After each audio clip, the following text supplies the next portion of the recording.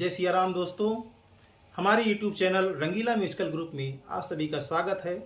आज हम आपके लिए लाए हैं बहुत ही सुंदर भजन। जब प्रभु श्री राम राजा जनक की फुलवारी में जाते हैं तो सीता जी की सखियां जब देखती हैं दोनों भाइयों को तो किस प्रकार सीता जी से बखान कर रही हैं कि कितने सुंदर हैं दोनों भाई।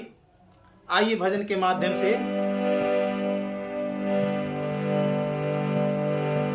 हो जैसे जादू है उनकी नजरिया में, जैसे जादू है उनकी नजरिया में, कोई आया सखी फुलवरिया में, कोई आया सखी फुलवरिया में। जैसे जादू है हाँ जैसे जादू, हाँ जैसे जादू है उनकी नजरिया में, कोई आया सखी फुलवरिया में, कोई आया सखी फुलवरिया में।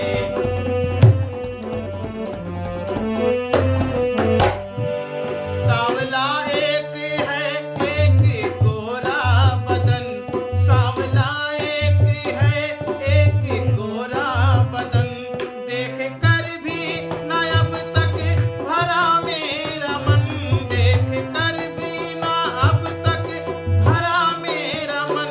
ऐसा रूप नहीं देखा उमरिया में, ऐसा रूप नहीं देखा उमरिया में, कोई आया सखी फुलवरिया में, कोई आया सखी फुलवरिया में। जैसे जादू है